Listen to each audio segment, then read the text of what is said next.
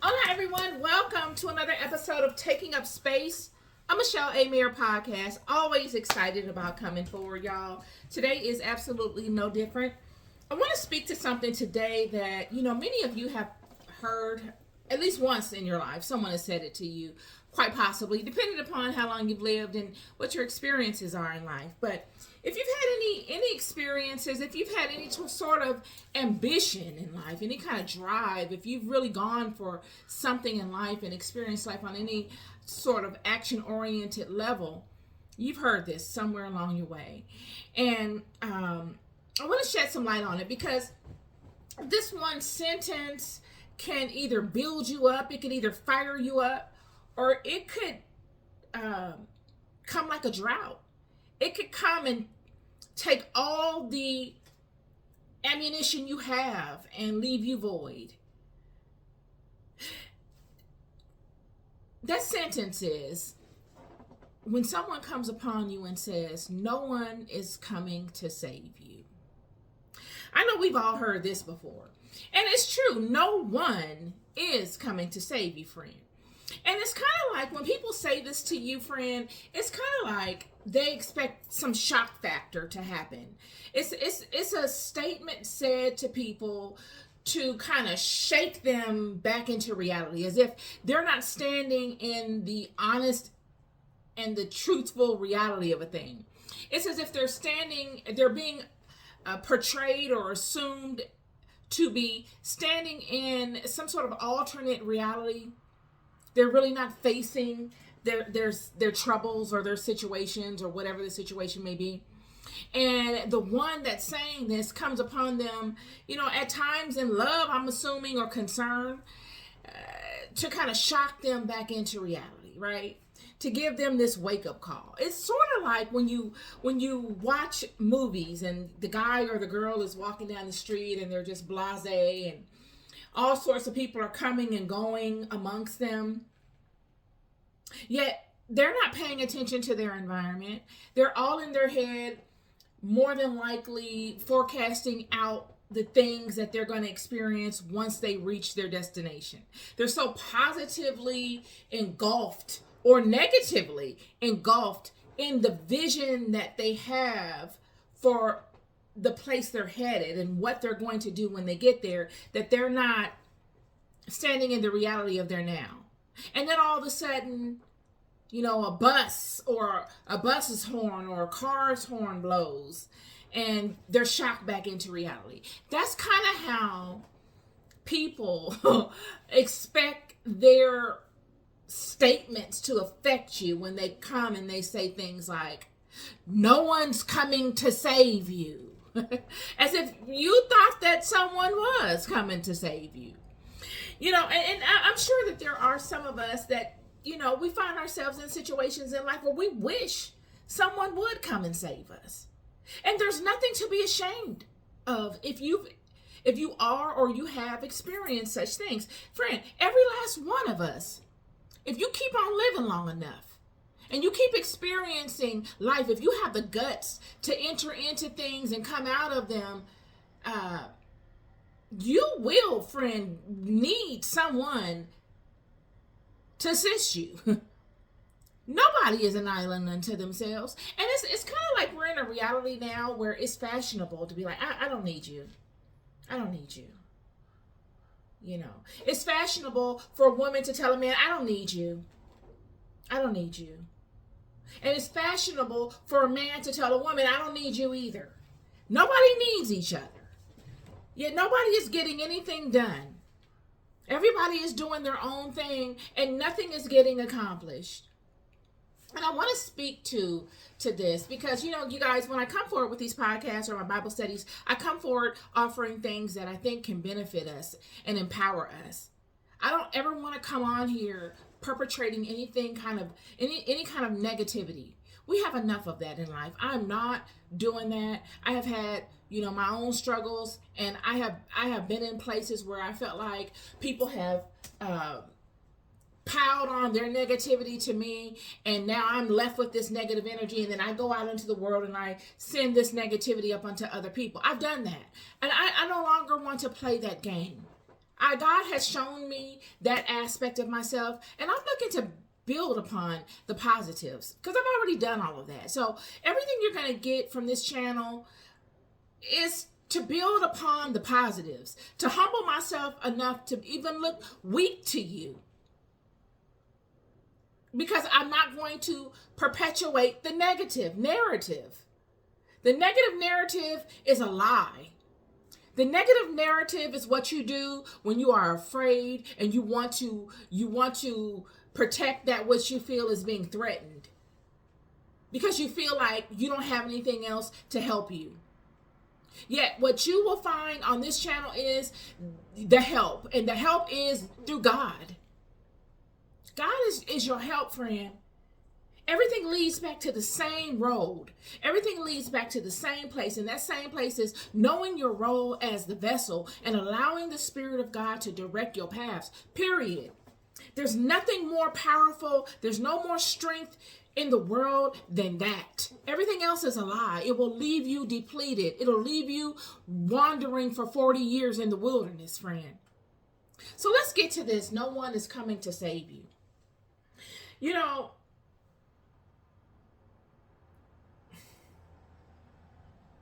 I think when people say this, my experience with it is when people have said this to me, they've meant well.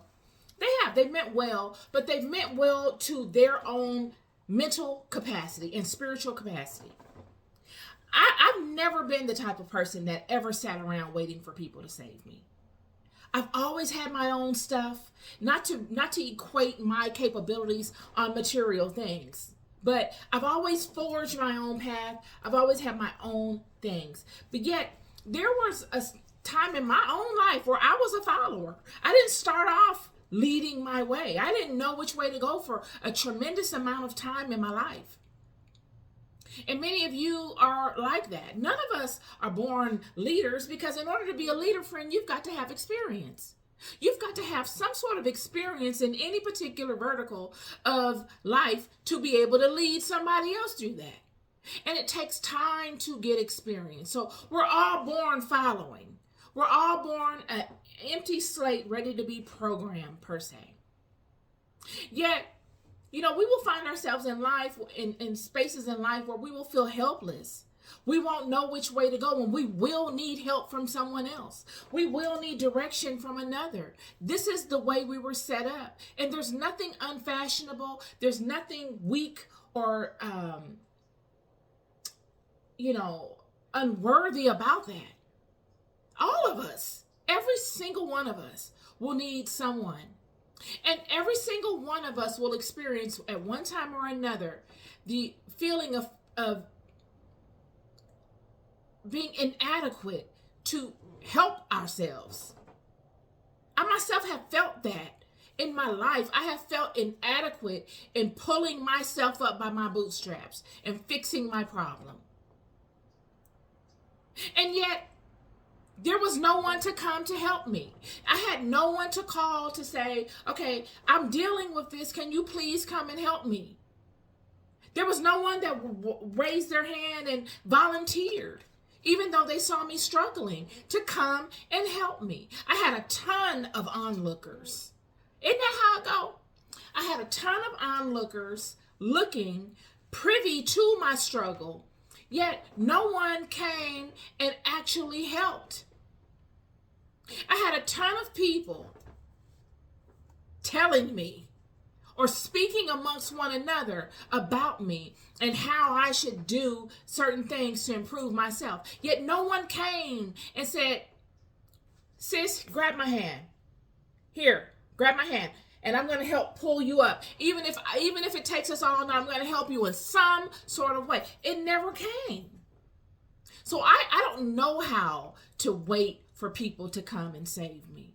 And I know there are many of you out there that are the same way, because these are things of life. What I want to focus in on is this sentence of no one is coming to help you.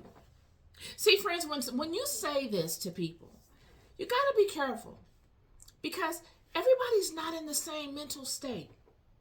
What one person can handle, another person can't. And saying something like no one is coming to save you is so matter of fact that you could be dealing with something so delicate, so detrimental to you or that person, that it could either fire them up and they will have the fire within them to say, I'm going for it. I'm not waiting anymore. I'm going for it. I've been pondering this too long. I have a number of options that I can take. I'm going to pick the one that I feel strongest about, and I'm going to go for it and let things fall as they may. Or that person might not have those types of ponderings. They may just feel completely overcome by the stress of the situation, by the weight of the situation. And to have someone come and say such things as, no one is coming to save you, completely will deplete that person, rob that person. See, friends, when I come forward with all these things that I come forward with, I come forward because I've been through them. I'm telling you, sometimes in life, you can go through things at the most inopportune times. I have gone through some things in my life, friend, where it was just the worst time to go through it. I could have gone through it at another time and handled it. But at the time that situation presented itself, it was probably coming off of a couple of other things that had dominoed into my life in a negative way. And now that, and it could have took me up out of here. And then coupled with, now you're at your weakest and your most vulnerable. And this has nothing to do with capabilities, because if you let a number of things happen to you, friend, in succession, it will make the most capable of us fall out. Nobody's exempt. And there's no way for you to gauge where someone is within these scenarios. Because what one person can handle, another person can't. What the weak person can handle, the strong and capable person might not be able to handle, and vice versa. So there's no way for you to gauge that. And you come upon someone and you say things like, no one's coming to save you. I'm going to give you an example. And I bring these things up, let me say this, because I'm always rooting for the underdog. When I hear things and I see things, surely I take them in on a personal level. And I reference them to my experiences. And I say, I remember a time when I was there. And boy, did not feel helpless. Or boy, did not feel empowered. And most times when I come forward, it's because of those helpless years. When I felt most helpless, when I felt most just helpless in so many ways. And that helpless feeling is the motivation for me to come forward with these videos. I'm here to tell you, it's not the capable years. I don't come forward because of the capable years, friends. I don't come forward because of all the years that I spent doing things that I wanted to do and competing with people in the world and winning and doing. I don't come forward for those. I come forward because of the years that I felt helpless. And I come forward because I want to shine a light to people that may feel helpless now so that they don't feel defeated amongst things that people don't know are defeating, that they say. They probably don't mean it that way. So I want to give an alternate. If I come across it, I got to speak to an alternate, to that small percentage that may very well get defeated off of that one statement or that one ideology. So let's keep going.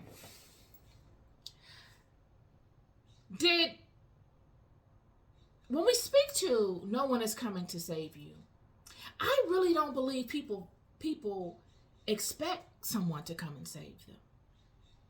I think we default, I know myself, and I hate to keep using me as an example, but I have no other choice.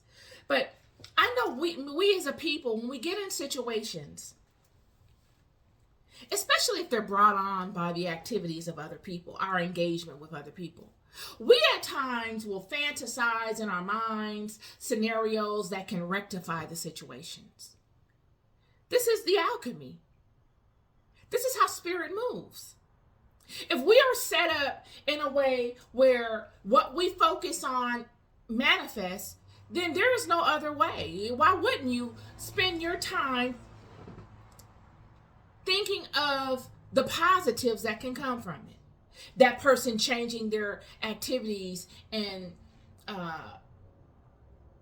doing the righteous thing as it relates to you and their relationship, whether business, romantic, friendship, whatever. And having the best set of circumstances be birthed from that.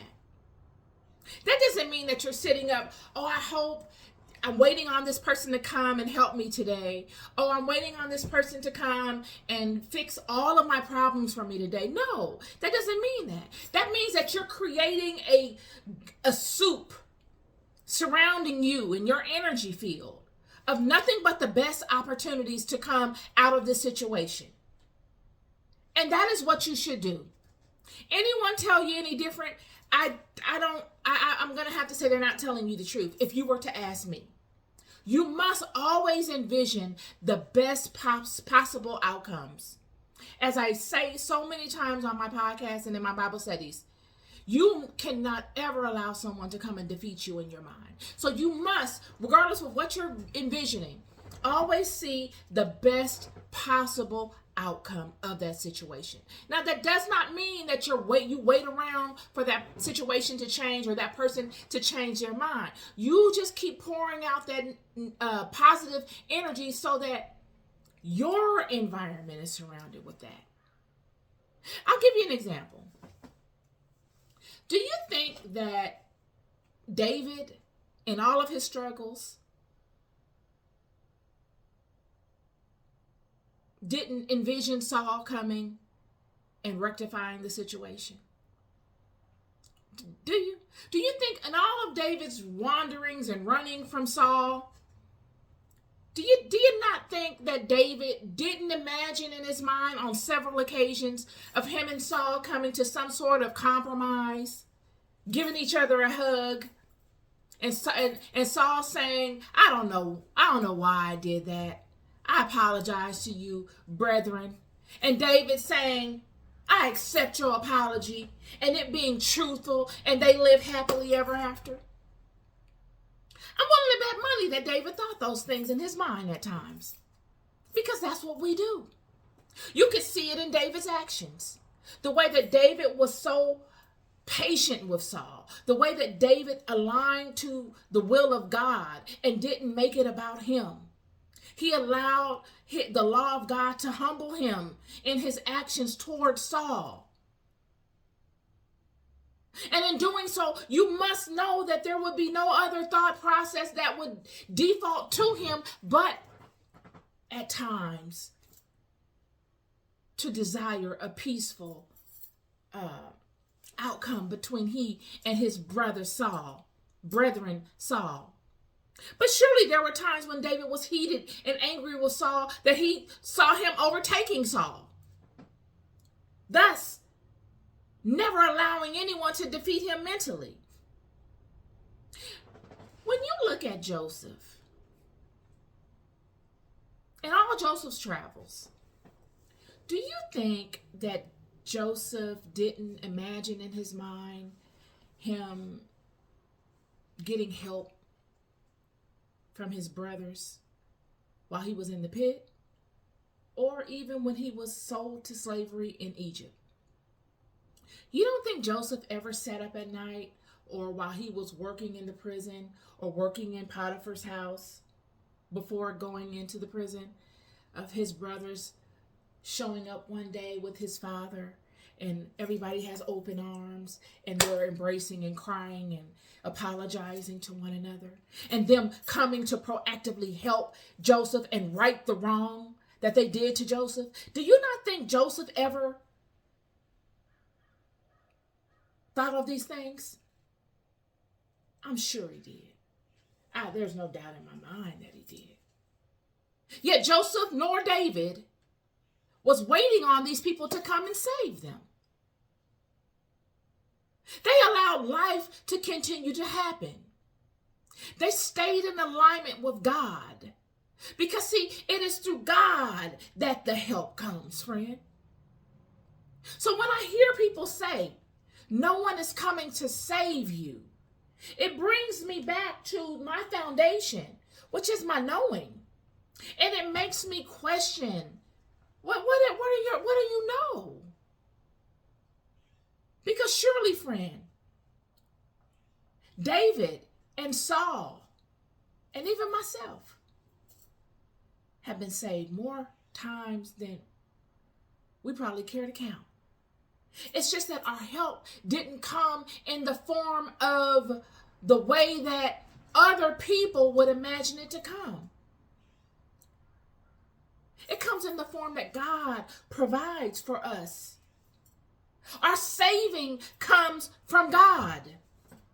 It is God that creates the paths for us to be saved, for us to be redeemed, not people, not any one person.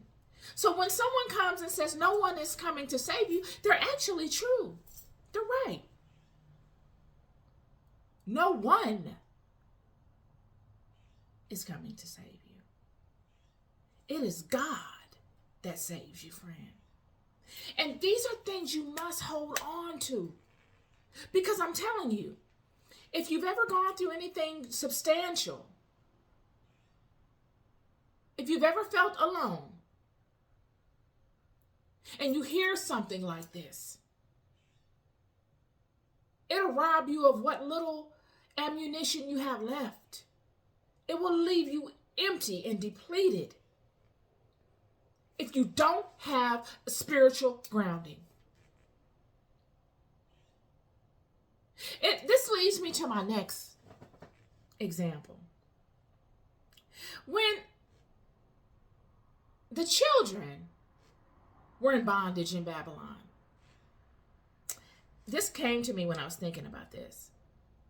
And I want to pull it up. When the children were in bondage in Babylon, and Nehemiah went to the king and he said, I want to build the wall of Jerusalem for my ancestors. See, he had to come at the king and say it in a certain way where the king didn't feel threatened. He couldn't say, I want to go and rebuild the wall of Jerusalem or fix the wall of Jerusalem to honor God, so that we as the children of Israel can get back in alignment with God and reestablish our covenant with God. He couldn't say that. What he did say was, I want to come. I'm going to read it to you. He says,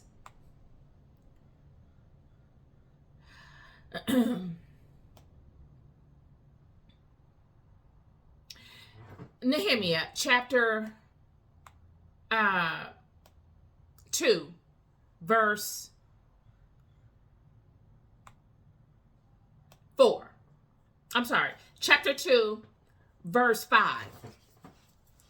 And I said unto the king, if it please the king, and if thy servant have found favor in thy sight, that thou wouldest send me unto Judah, unto the city of my ancestors, sepulchres, that I may build it.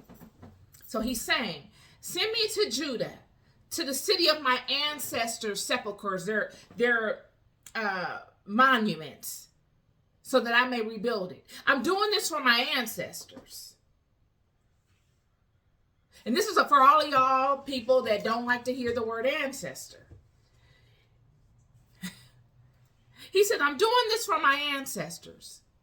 Please let us go and rebuild the monuments of our ancestors. But really what he was doing was rebuilding the relationship between Israel and God. And the king allowed him to. But that's not the point that I want to get over to you. What I want to get to you is that sometimes, friends, you could be in a situation where you're not waiting for people to save you. You're not. And people will know that you're not waiting on them to save you. But they just may be in a situation where they know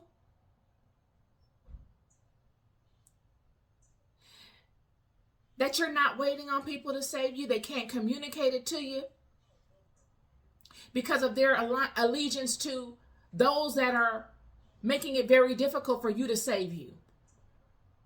I'm going to read this. This came to me regarding Nehemiah and the children. This is a prime example of this. Nehemiah chapter 2, verse 10. When Sanballat the Horonite and Tobiah the Ammonite official heard about this, they were very much disturbed that someone had come to promote the welfare of the Israelites.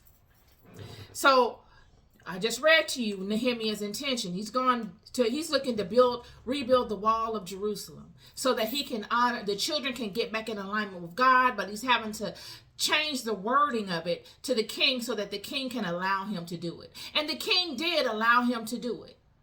Because remember, having these children up under you gave the king spiritual power. So why wouldn't he? Go rebuild your wall. You're still my slave. You're still out of alignment with God. So it doesn't matter. And I'll go further. So now Sanballat and the king provided all the resources to do this for the children to go and rebuild the wall and all the monuments.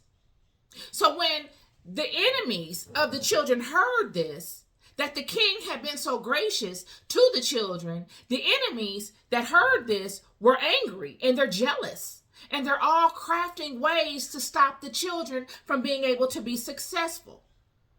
I'll read it again. When Sanballat the Horonite and Tobiah the Ammonite official heard about this, they were very much disturbed that someone had come to promote the welfare of the Israelites. They did not want the children to have any type of help. Anything they can do to keep their foot on their necks is what they would do. Yet the nations that were looking at the children would think otherwise. They wouldn't know what's going on. Only people that know would be the children and Sanballat and the Horonite and those in between them. So the nations are looking at the children as if they're not doing anything for themselves. They're looking for someone to give them a handout when it could be nothing further from the truth. The children have taken it upon themselves to proactively go and rebuild the wall of Jerusalem, but they're bound by laws. They're bound by these people that have taken them into captivity. So they can't just go and do that. They don't have that power any longer. Yet they've gotten the grace of the king, which is a big deal. Because like I said, anytime you give these children the opportunity, it's like they're like Michael Jordan. You giving Jordan the ball, it's over. You got to watch him really closely because once he gets the ball, you can't stop him. And this is the way with these children also. And this is what is going on with a lot of you. You're being bound and fettered by people that are afraid of you because they're afraid that you're going to be able to capitalize in some kind of way. But to others, you're looking like you're waiting on someone to save you when it could be nothing further from the truth. Nothing.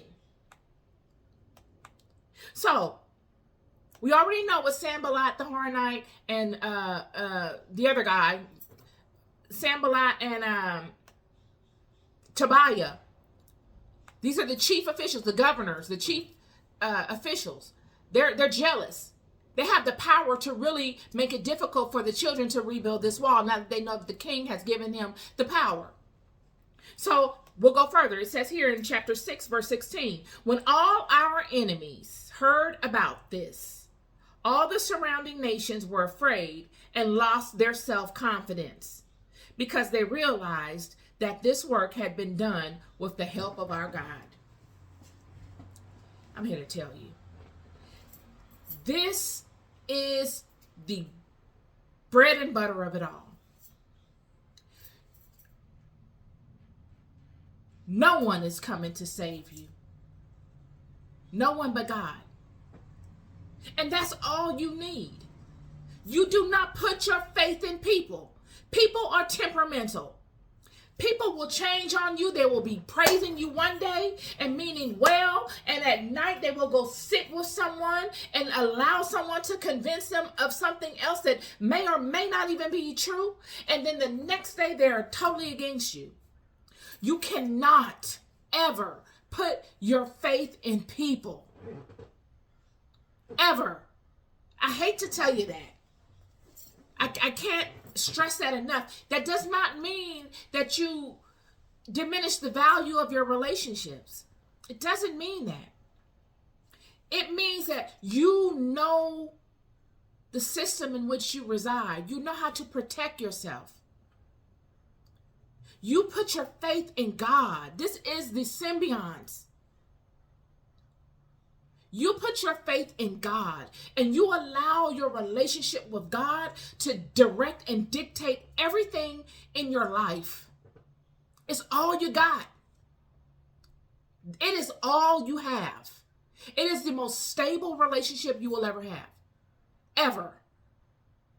It is the relationship that will stay with you from the moment you're born to the moment you leave up out of here. In all parts in between. It's the love that never leaves you. So no, you don't put your faith in men. No, you don't wait for someone to come and save you. I'm going to end it with this. When I was in high school. I went to school in Colorado Springs. I went to Wasson High School in Colorado Springs, Colorado. And while I was in high school, I was taking this art class. We would paint, and I was new. I was new to the school, and there was this boy in art class, and he would come. I didn't know him, and he came one day. I was painting, and we all have our little easel, and I had set out my little paint and my water and all the brushes and things that I needed. And I'm over there painting, and he just comes and he moves my cups of paint out of the way. And I'm looking like, okay. So I grab my cups and I put them back. And he moves the cups again. And this time he moves the water. And I'm like, stop. And I put them back. And then this time he moves the water and the brushes. And he knocks the water over. I don't even know this little boy. I don't know this boy. And instead of me getting angry, I could have easily, I told him I was going to go tell, the second time he did, I told him I was going to tell teacher. And then that's when he grabbed a cup of water and the brush and knocked the water over as to say, I don't care if you tell the teacher. Never once did he say a word. And I was really frustrated and very angry. I could have pushed him and attacked him or called him a bunch of names. I didn't do any of that. I grabbed all of my stuff and I wiped the water up and put it back. And by that time, the teacher had seen what had happened. And because of his reputation that I didn't even know he had, he was distanced from me. And years later, I would see the same boy. I saw him again and at a later time. And he was like, you know what? I was really going through some things, and I was having really some hard times with my family, and I don't know why I acted like that and this and that. And I knew, because after that instance, months after that, while still in school, other people had problems with this same boy. Doing things to women. You know, I don't know if he liked the women that he was poking fun at, because sometimes that's what boys would do. They would poke fun at women that they liked or whatever, but he said he did it because he was having some personal problems. But nonetheless, I didn't let it stop me from doing what I did. I didn't quit. I didn't say, you know what, I'm not going to paint anymore. He's provoking me or he's bothering me. I didn't let it stop me. And it came full circle when I found that it really wasn't even about me. He was doing all of this to me because he was hurt. And he's just projecting his hurt off on me. And because I didn't give him the response that he wanted, he kept at it. And a lot of times that's what it's about. A lot of times you just don't get the response. People don't get the response that they feel like they need to meet them at that level of the demon that's pushing them forward. That spirit that's causing them to lash out in that way. They can't meet anyone else that has that same kind of spirit so that they can get it off of them. You don't know what people are wrestling with. And you got a lot of people out here pushing their stuff on other people. Yet at the same time, you must keep going. Because no one is coming to save you. No one but God. God is the only one that can save you. And that's it. I just thought this was necessary to say today, you guys. I must get this out because, you know, you're saved. How does God save you? God saves you by your purpose, friend. We all come into this life, and everything we do in this life, I'm just talking about 85% of it is going to be a struggle. This life is filled with struggles. Anything that you were called to do is going to come with the struggle. Anything. Nothing in this life is going to come with ease. It is through the struggle that you find your meaning. It is through the struggle that you forge out, that your character is forged out through. This is where you get your experience. This is where you get your testimonies. This is where you get your sense of pride in the form, not pride in a negative sense, but pride in the sense of you forge your meaning. You forge and carve out and sculpt who God intended on you to be. Not by people coming to save you. Because no one is capable of saving you in that way. You save you. Yet if people were to get out of the way, like that boy, if he was healed and didn't have to project his stuff on me, I would have completed my painting quicker than I did.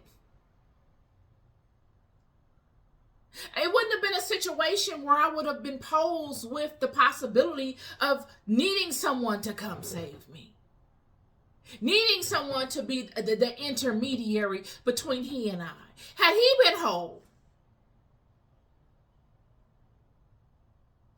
These are some of the things that we deal with in life, and we judge one another off of, which is completely unfair. Not knowing the details of what each other are dealing with. This is my podcast for you today. It was on my spirit, and I pray that it came together in the intention that that it rests in me as. No one's coming to save you, friend. You have everything inside of you when you put yourself in alignment with God. You have the ability to save yourself. And then once you and God work in tandem with one another in saving you, it is your responsibility to offer your experiences up to help save someone else. You're loved more than you'll ever know. I'll never stop telling you. Be good to yourselves and be good to each other. Peace and love.